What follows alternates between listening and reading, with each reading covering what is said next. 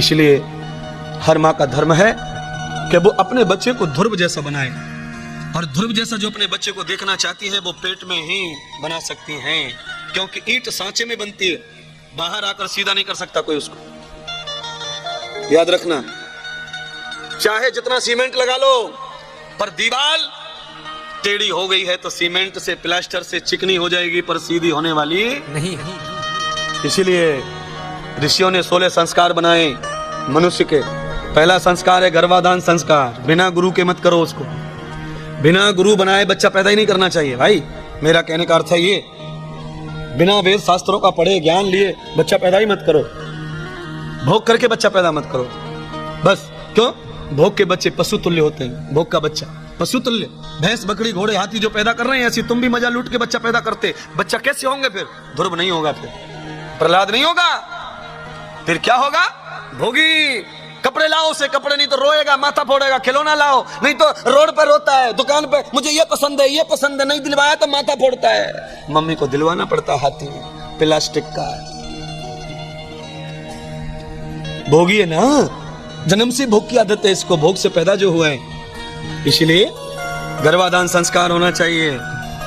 अर्जुन की पत्नी सुभद्रा के पेट में 6 महीने का गर्भ चक्रव्यूह का युद्ध करना सीख गया। 6 महीने का पेट में 6 महीने का बालक युद्ध करना सीख सकता है, तो 6 महीने का बालक पेट में भगवान की भक्ति करना भी सीख सकता है। पर कोई महिला राम नाम जपे तब ना पानी पूरी मांगती है। हाँ? सासू माँ मच मच हो रही है जीव में, दूध पी के उल्टियां हो रही है, वॉमिट हो रही है। सासू माँ ने कहा कुछ तो खा ले बेटा, तेरा पहला बच्चा है, तेरे मन की कुछ मत मार ले। ठीक है सासू माँ, समोसा मंगवा दो तुम अपने बेटा से, ले। लाल मिर्ची खा के ध्रुव कैसे पैदा होएगा? समोसा, समोसा ही टेढ़ा है तो औलाद कैसे सीधी हो जाएगी?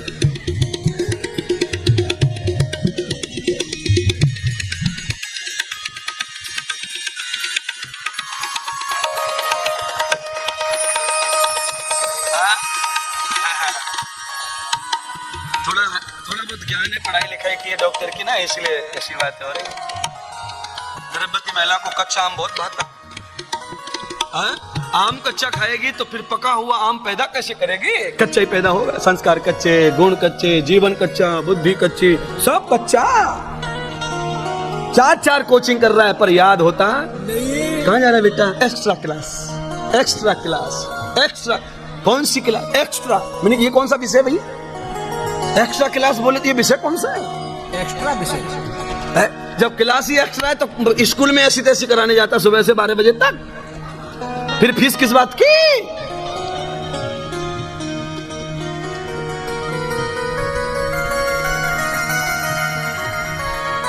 इंद्रदेव महाराज को बुलाइए और शादी के दिन उपदेश लीजिए। दूल्हा दुल्हन दोनों। राम और सीता ने लिया था शादी के दिन उपदेश, ऋषियों का सत्संग, और सभी देवताओं की शादियों में साधु महात्माओं की फोटो आपने देखे ही। भगवान कृष्ण की शादी हो रही है, महात्मा बैठे हैं सिंहासनों पर। और आजकल शादियां होती हैं तो कौन बैठता है सिंहासनों पे बताओ? जो आधा है ही नहीं सिंहासन में, आधा पहले से ही गायब है। साले की शादी है, बिना पिए कैसे जीजा शामिल होगा शादी में? बोलो, पी खा के शादी में हो रहा है तो कौन सा आशीर्वाद देगा तुमको? बताओ ना, है? बोलो तो सही। हाई कमान, हाई क्लास के लोग आके बैठे हैं, सब लोगों के लिए अलग आसन डाला हुआ है वगैरह वगैरह। शादी हो गई, मंगलाष्टक हो गए, सावधान हो गया, लक्ष्मी हो गई, माला डाल दी, तब तक हाई क्लास के लोग अपने मोबाइल पे बोर्ड शो भी सेटिंग में लगे पड़े। क्या फायदा भाई? आशीर्वाद के लिए हम बड़े लोगों को बुलाते हैं। इसीलिए शादी में कोई हाई क्लास आए ना आए, पर एक साधु जरूर आना चाहिए। एक साधु होना चाहिए शादी में, गुरु होना चाहिए। क्यों? शादी के दिन पार्वती और शिवजी की कथा सुननी पड़ती है, दूल्हा दुल्हन को, गृहस्थ की कथा। सारी दुनिया को चलाने वाला शिव अपनी पत्नी के साथ में बच्चा पैदा नहीं कर रहा। वो कह रहा पहले भगवान की बन, तू पहले कथा सुन। जब तक कथा नहीं सुनेगी सत्यनारायण की, तब तक मैं तुझे मां नहीं बनाऊंगा। इसीलिए हिंदू धर्म में सत्यनारायण की बाद ही आगे का आप जानो।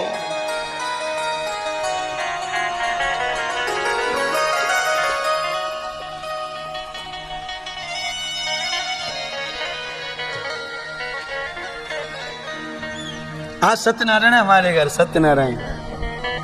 अच्छा ठीक है, फिर कब? कल से ऑफिस आऊंगा। आज सत्यनारायण हो जाए फिर ऑफिस आऊंगा। हो गई सत्यनारायण।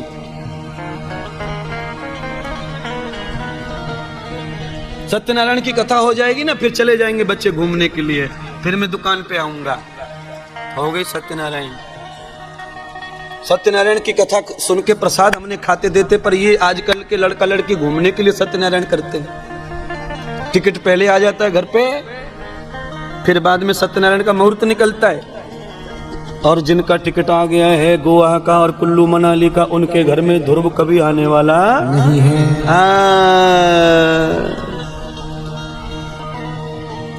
संस्कारम द्विज उच्यते।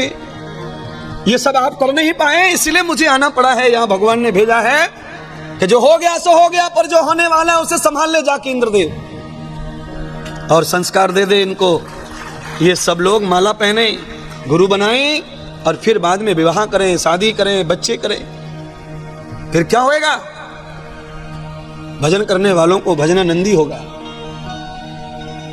गाय को बांसुरी होती है, नंदी होता है, पड्डा नहीं होता उसको। पड्डा समझते हैं? भैंस के लल्ला को क्या बोलते हैं आप?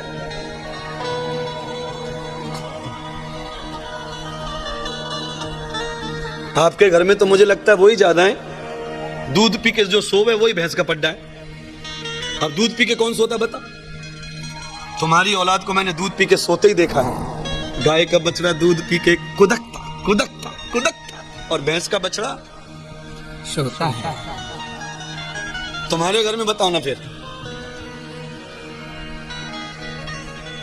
तुम्हारा पेट भर के पी ले तो तुम्हारा क्या करता बताओ ना।